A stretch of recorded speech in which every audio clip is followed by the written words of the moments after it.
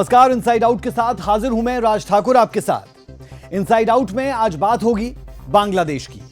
भारत से बंटवारे में बने पाकिस्तान से अलग हुआ यह हिस्सा शुरुआत से ही अस्थिरता का शिकार रहा। बांग्लादेश का इनसाइड आउट जानिए हमारे साथ।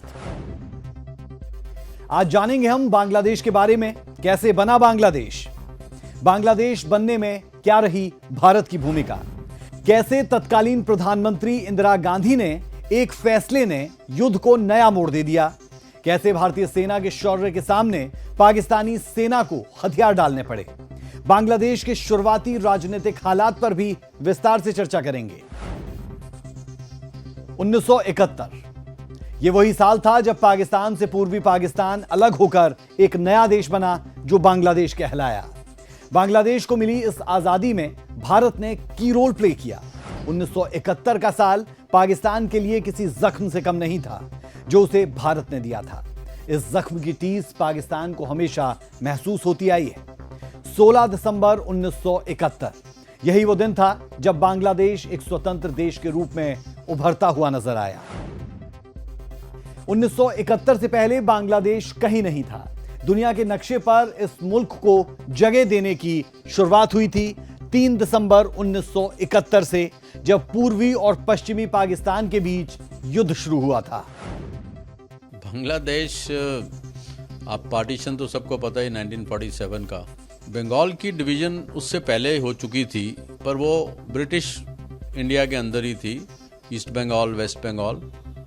बट जब ये पार्टीशन हुआ तो जो 2 मेजर मुस्लिम मेजॉरिटी स्टेट्स थी जिनका डिवीजन हो सकता था, तो उसमें बंगला ईस्ट बंगाल जो ईस्ट पाकिस्तान बन गया 47 में, और वेस्ट पाकिस्तान, उसमें पंजाब डिवाइड हुआ, उधर बंगाल डिवाइड हुआ as a nation, not as a west और east Bengal, as a east Pakistan.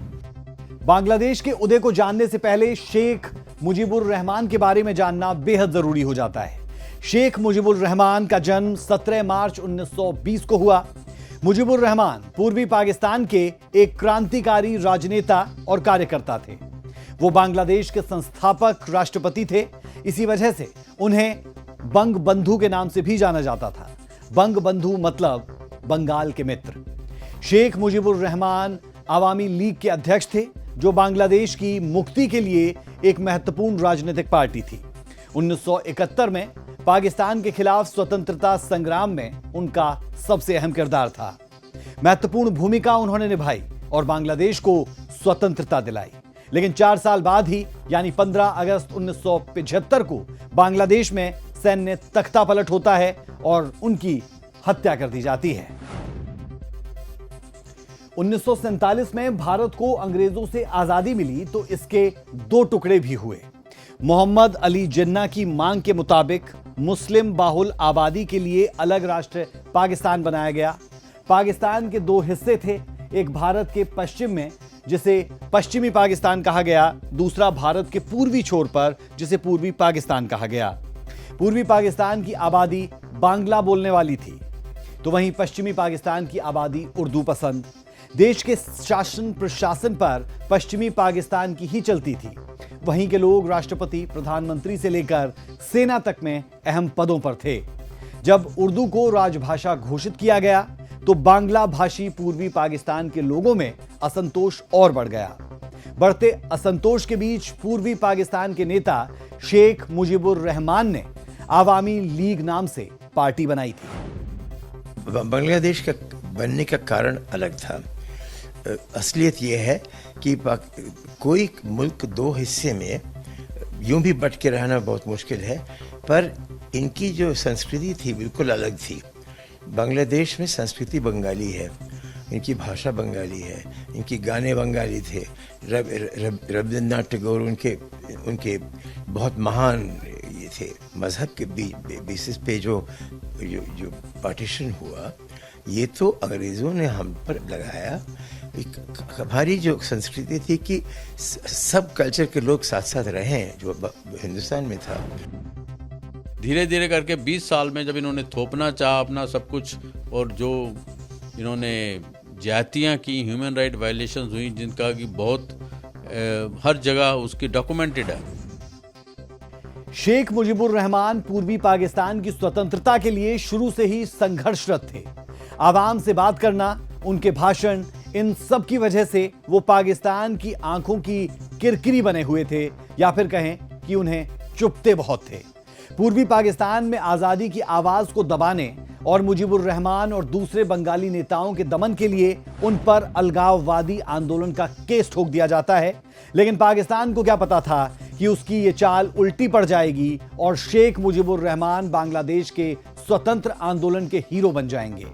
Sheikh Mujibur Rahman की लोकप्रियता को देखते हुए पाकिस्तान बैकफुट पर आया और मुजीबुर रहमान के खिलाफ षड्यंत्र के सारे केसों को वापस ले लिया। साल 1970 में पाकिस्तान में पहला चुनाव होता है, लेकिन विडंबना ऐसी कि इस चुनाव के नतीजे ही मुल्क को दो हिस्सों में बांटने की पटकथा लिख देते हैं। इस चुनाव के नतीजे बांग्लादेश के अस्तित्व के लिए अहम साबित होते हैं। चुनाव में मुजीबुर रहमान की पार्टी पूर्वी पाकिस्तान आवामी लीग जबरदस्त जीत हासिल करती है।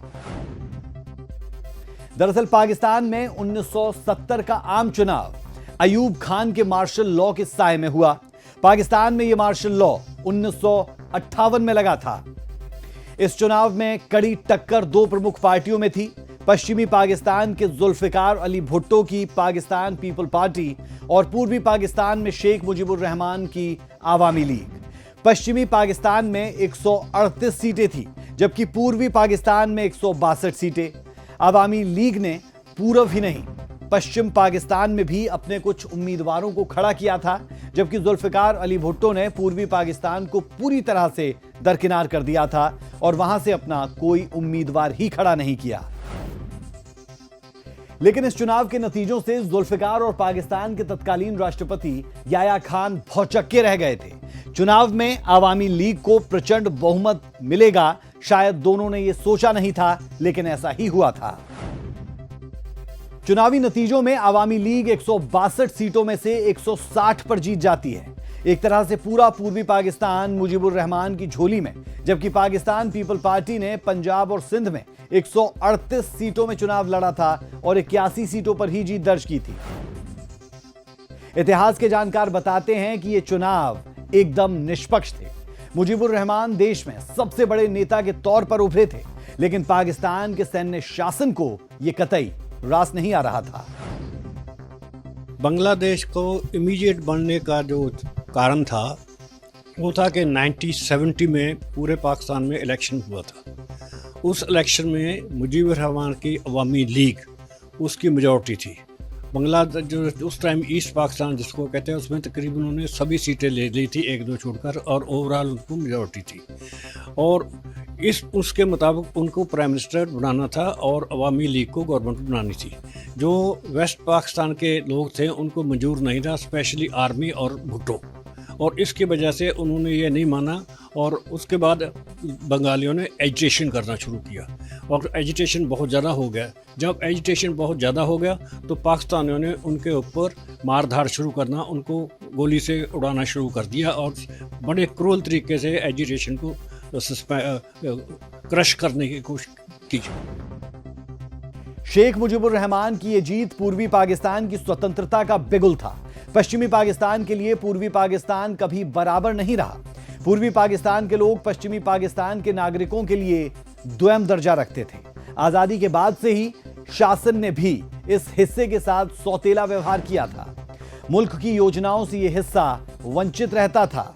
हर बार कुछ ऐसा ही इन योजनाओं में देखने को मिलता था कि सब कुछ एक अलग हिस्से को दिया जाता था और जो अब बांग्लादेश है उसे कुछ नहीं मिलता था। इतिहासकारों ने तो यह तक कहा है कि पूर्वी पाकिस्तान को पश्चिमी पाकिस्तान की उत्तरन समझा जाता था। कायदे आजम जो इनके थे जिन्ना, उन्होंने भी टू नेशन थ्योरी के ही ऊपर रखा था कि मुस्लिम्स अलग ये, पर बंगालीज कल्चर से, ट्रेडिशन से, खान पान से, उठने बैठने से, अपनी सोच से बिल्कुल अलग हैं ये वेस्ट पाकिस्तान जो उस टाइम था पाकिस्तान से। उनके ऊपर जब इन्होंने पहले तो उनको, क्योंकि मेजॉरिटी उनकी होती थी नेशनल असेंबली में, इवन 1970 की जो इलेक्शंस हैं उसमें भी मुजीबुर रहमान की अवामी लीग सबसे ज़्यादा ले गई थी, पर उस टाइम जुल्फिकार अली भुट्टो वगैरह ने ईस्ट अपना पाकिस्तान के किसी को प्राइम मिनिस्टर नहीं बनने दिया। इनफैक्ट जितने बंगाली इधर वेस्ट पाकिस्तान में काम करते थे, they used to be look down upon, उनको नीचा दिखाया जाता था। आज भी वो बातें करते हैं कि हमने कैसे गलती की, हम तो इनको कुछ समझते ही नहीं थे, हम तो इनको अपने रोटी नहीं खाने देते थे साथ बैठ के। ये हालात थी उनकी। तो उस टाइम जो ईस्ट पाकिस्तान था उसमें मिनॉरिटीज़ की परसेंटेज काफ़ी ज़्यादा थी। जो डिवीज़न हुआ था 25-30% मिनॉरिटीज़ थी, जिसमें मेजॉरिटी हिंदूज थे। दरअसल पश्चिमी पाकिस्तान की याया खान सरकार को सेना का समर्थन था। इसी वजह से 1970 में चुनाव तो हुए, बहुमत भी मिला, लेकिन सरकार गठन के लिए आवामी लीग के अधिकारों का लगातार हनन होता रहा और इन अधिकारों को मान्यता ही नहीं दी गई। याया खान ने संसद के संचालन में अनिश्चितकालीन देरी की और मुजीबुर रहमान के सत्ता में आने की राह में तमाम रोड़े भी अटकाए। इसी राजनीतिक धोखेबाजी, सत्ता हस्तांतरण में आनाकानी और जनादेश को ना मानने की वजह से पूर्वी पाकिस्तान सुलग उठा था। 7 मार्च 1971, जगह ढाका का रेस कोर्स मैदान। 10 लाख लोगों का हुजूम, सबके हाथ में विरोध स्वरूप बांस के डंडे। यही वो तारीख थी जब शेख मुजीबुर रहमान ने ऐतिहासिक भाषण दिया था, पाकिस्तान से आजादी का आह्वान किया था। सबसे खास बात यह कि मैदान में जुटे इस हुजूम का जायजा लेने के लिए पाकिस्तानी सेना के हेलीकॉप्टर्स आसमान में लगातार चक्कर लगा रहे थे। शेख मुजीबुर के भाषण का एक एक शब्द पाकिस्तान के खिलाफ ललकार था। इस भाषण को अब तक का सबसे शक्तिशाली राजनीतिक भाषण माना जाता है, जिसे यूनेस्को ने विश्व के दस्तावेजों में विरासत के रूप में मान्यता भी दे रखी है। इस भाषण के बाद पाकिस्तान के राष्ट्रपति याया खान ढाका पहुंचे। 23 मार्च 1971 को जब शेख उनसे मिलने पहुंचे तो उनकी कार में बांग्लादेश का झंडा लगा था। इसके ठीक 2 दिन बाद 25 मार्च को पाक सेना ने पूर्वी पाकिस्तान में ऑपरेशन सर्च लाइट लॉन्च कर दिया। शेख मुजीब को गिरफ्तार किया गया, पाकिस्तान लाया गया, लेकिन तब तक बांग्लादेश सुलग चुका था। बांग्लादेश में मुक्ति वाहिनी ने पाकिस्तानी सेना के खिलाफ मोर्चा खोल दिया था। ऑपरेशन सर्चलाइट में पाकिस्तानी सेना के कत्लेआम की कहानियां खूब आम है। ढाका यूनिवर्सिटी के हजारों छात्रों और देश के कई बुद्धिजीवियों का कत्ल कर दिया जाता है। हजारों मौतें होती है, कई अवैध गिरफ्तारियां तक इस दौरान हुई और पूर्वी पाकिस्तान के कई शहरों को पूरी तरह से तबाह तक कर दिया गया था। आतंक को पालने वाले पाकिस्तान के पास दुनिया को देने के लिए कुछ भी पॉजिटिव नहीं है। जब से वो अस्तित्व में आए हैं तब से ही उसने सिर्फ आतंक को पाला है। 1947 में बंटवारे के बाद से ही उसने भारत पर आतंकी हमला किया। कुछ सालों के बाद उसने यहां पड़ोस में आज के बांग्लादेश में जो आतंक फैलाया, पाकिस्तान की सेनाओं ने जिस प्रकार बांग्लादेश में रैप किए, मर्डर किए, वो कोई भूल नहीं सकता। आतंक और नरसंहार ये पाकिस्तानी सेना की सबसे बड़ी एक्सपर्टाइज है। आंकड़े डरा देने वाले हैं, ऐसे हैं कि रूह कांप जाए। पश्चिमी पाकिस्तान के ऑपरेशन सर्चलाइट पे 3 लाख के करीब लोगों को मार डाला गया था।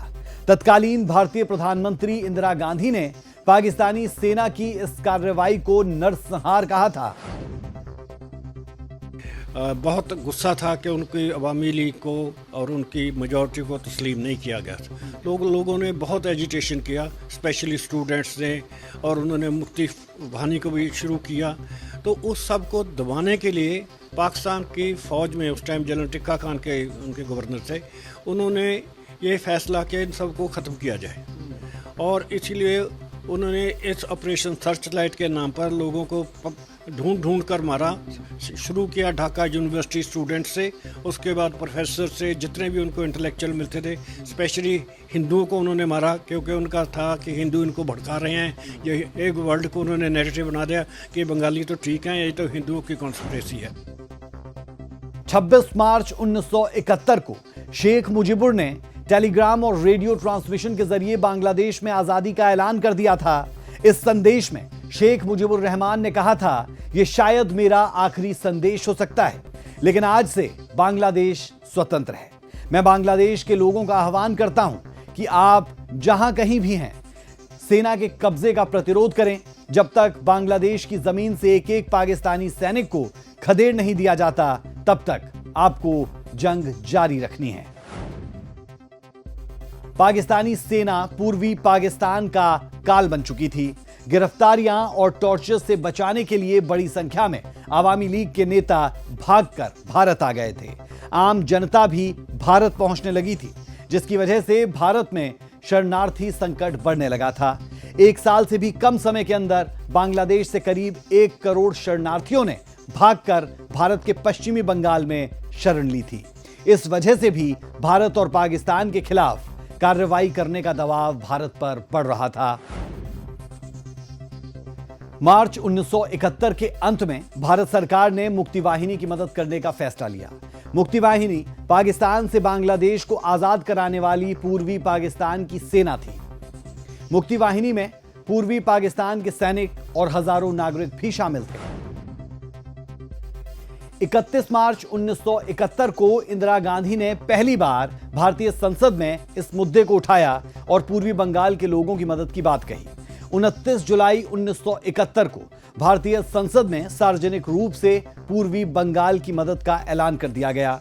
अक्टूबर-नवंबर 1971 के महीने में भारत की तत्कालीन प्रधानमंत्री इंदिरा गांधी और उनके सलाहकारों ने यूरोप और अमेरिका का दौरा भी किया था। उन्होंने यह मुद्दा दुनिया के नेताओं के सामने रखा। हालांकि इंदिरा गांधी और अमेरिका के तत्कालीन राष्ट्रपति रिचर्ड निक्सन के बीच बातचीत किसी नतीजे पर नहीं पहुंची थी। निक्सन ने तब मुजीबुर रहमान की रिहाई के लिए कुछ भी करने से इनकार कर दिया था। निक्सन चाहते थे कि पश्चिमी पाकिस्तान की सैन्य सरकार को करीब 2 साल का समय दिया जाए। वहीं इंदिरा गांधी इस बात पर अड़ी थी कि पाकिस्तान में हालात ठीक नहीं है, यह स्थिति तब तक सही नहीं हो सकती जब तक मुजीब को रिहा न कर दिया जाए और पूर्वी पाकिस्तान के निर्वाचित नेताओं से बातचीत ना शुरू हो। इंदिरा गांधी ने स्पष्ट शब्दों में निक्सन से यह भी कहा था कि अगर पाकिस्तान ने सीमा पार यानी भारत में उकसावे की कार्रवाई जारी रखी तो भारत बदले में कार्रवाई करने से पीछे कतई नहीं हटेगा। इसी बीच पूर्वी पाकिस्तान खून से लथपथ हो रहा था। पश्चिमी पाकिस्तान भारत के खिलाफ सैन्य कार्रवाई को बेकरार थी। 23 नवंबर 1971 को पाकिस्तान के राष्ट्रपति याया खान ने पाकिस्तानियों से युद्ध के लिए तैयार रहने को कहा था। 3 दिसंबर 1971 को पाकिस्तान की वायुसेना ने भारत पर हमला बोला। इस हमले में भारत के अमृतसर और आगरा समेत कई शहरों को निशाना बनाया गया था। यहीं से 1971 के भारत पाक युद्ध की शुरुआत हुई थी। लेकिन महज 13 दिनों बाद ही पाकिस्तान की सेना घुटनों पर आ गई थी। पाकिस्तान के 90,000 से ज्यादा सैनिक भारत में युद्धबंदी बना लिए गए थे। 16 दिसंबर 1971 को पाकिस्तान की सेना ने हार कबूल कर ली थी। पाकिस्तानी सेना के प्रमुख जनरल ए खान नियाजी ने लगभग 93,000 सैनिकों के साथ भारत के सामने समर्पण कर दिया था और इसी के साथ हुई थी भारत की जीत और उदय हुआ था एक नए देश बांग्लादेश का। युद्ध की शुरुआत पाकिस्तान ने की थी। 3 दिसंबर को उन्होंने हमारे एयरफील्ड्स के ऊपर अटैक किया, तो फिर हमने उनको जवाब दिया। हालांकि हम उससे पहले भी ईस्ट बंगालियों की या बांग्लादेश जिसको आज कहते हैं, उनको लोगों की हम डिप्लोमेटिक मदद दे थे और हम उनको सपोर्ट भी कर रहे थे। उनकी जो फ्रीडम फाइटर्स है जिनको मुक्ति बाहिनी कहते थे, उसको हमने ट्रेन भी किया था, इसमें कोई शक नहीं है। क्योंकि हम चाहते थे कि ये जो रिफ्यूजी हैं वो अपनी कंट्री में चले जाएं और हमारे ऊपर बर्डन हो। इंदिरा गांधी ने जुलाई के आसपास हमारे चीफ को ऑर्डर किया, चेयरमैन नक्शा जी थे, कि आप हमला कर दीजिए। उन्होंने कहा इस वक्त हमला नहीं कर सकते हैं, क्योंकि ये ऐसा मौसम है कि हमारी फौजें सारी खत्म हो जाएंगी। वहाँ बांग्लादेश ऐसी जगह, वहाँ का जो एरिया ऐसा टेरेन ऐसी है कि बरसातों में हम आगे नहीं बढ़ पाएंगे, ना हमारे टैंक्स ना फौज। तो उसके बाद हमने जो है ये दिसंबर में हमला किया और विद इन 13-14 डेज हमने उनको जीत लिया। भारत में 16 दिसंबर का दिन विजय दिवस के रूप में मनाया जाता है। बांग्लादेश की अंतरिम सरकार के लिए राष्ट्रपति प्रणाली को चुना गया। सीमा सुरक्षा बल के प्रमुख कानून अधिकारी कर्नल NS बैंस ने बांग्लादेश का संविधान लिखा, जिसे कलकत्ता के एक बैरिस्टर सुब्रतो राय चौधरी ने हरी झंडी दी थी। अवामी लीग के नेता ताजुद्दीन अहमद ने बांग्लादेश नाम सुझाया, जिस पर सब राजी हुए।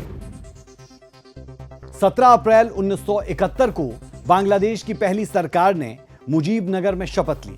यह सरकार बांग्लादेश के मुक्ति संग्राम के दौरान स्थापित की गई थी और इसका नेतृत्व कार्यवाहक राष्ट्रपति सैयद नजरुल इस्लाम ने किया था। इस तारीख तक शेख मुजीबुर रहमान जेल में ही थे।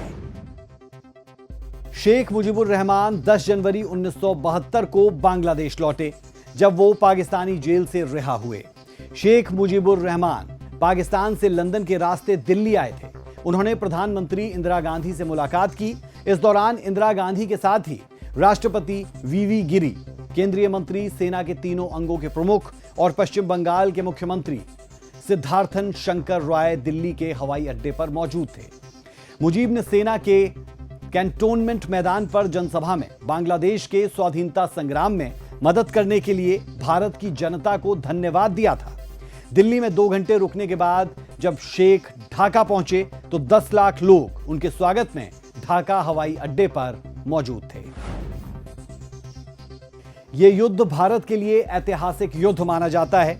16 दिसंबर का दिन भारत में विजय दिवस के रूप में मनाया जाता है। इस युद्ध के बाद जुलाई 1972 में भारत और पाकिस्तान के बीच शिमला समझौता होता है। शिमला समझौते पर भारत की तत्कालीन प्रधानमंत्री इंदिरा गांधी और पाकिस्तान के तत्कालीन राष्ट्रपति जुल्फिकार अली भुट्टो ने हस्ताक्षर किए। यह समझौता 2 जुलाई 1972 को हिमाचल प्रदेश की राजधानी शिमला में हुआ।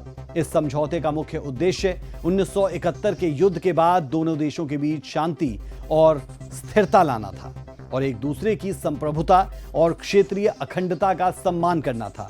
समझौते के तहत भारत ने पाकिस्तान के 93,000 युद्धबंदियों को भी रिहा कर दिया था। शिमला समझौते पर विपक्ष ने इंदिरा गांधी की जमकर आलोचना की थी। इस समझौते को भारत के लिए एक प्रकार का समर्पण कहा गया, क्योंकि भारत की सेनाओं ने पाकिस्तान के जिन क्षेत्रों पर अधिकार किया उन्हें छोड़ना पड़ा। आलोचकों का मानना है कि इस समझौते से भारत को भारी नुकसान हुआ, क्योंकि भारत की सेनाओं ने जो क्षेत्र पाकिस्तान से जीते थे उन्हें वापस कर दिया गया। लोकसभा में जब इंदिरा गांधी से यह पूछा गया कि वो पाकिस्तान के साथ इतनी नरमी से क्यों पेश आई, तो उन्होंने क्या कहा वो आपको बताते हैं। उन्होंने कहा, अगर यूरोपीय देश जर्मनी के साथ प्रथम विश्व युद्ध के बाद वैसा व्यवहार करते जैसा भारत ने पाकिस्तान के साथ शिमला समझौते में किया था, तो हिटलर ना पैदा होता और ना द्वितीय विश्व युद्ध होता। बहरहाल बांग्लादेश बना और पाकिस्तान पर भारत की यह सबसे बड़ी जीत थी, लेकिन इंदिरा गांधी का यह फैसला वक्त के साथ साथ बेहद खराब बनता चला गया और मौजूदा दौर में भी शिमला समझौते को लेकर लगातार सवाल उठते रहे हैं कि आखिर जब इतना सुनहरा मौका था तो पाकिस्तान को ऐसे ही क्यों छोड़ दिया गया। इनसाइड आउट में आज के लिए इतना ही। कल फिर होगी कुछ इंटरेस्टिंग इंफॉर्मेशन के साथ आपसे मुलाकात। तब तक मुझे और मेरी पूरी टीम को दीजिए इजाजत। नमस्कार।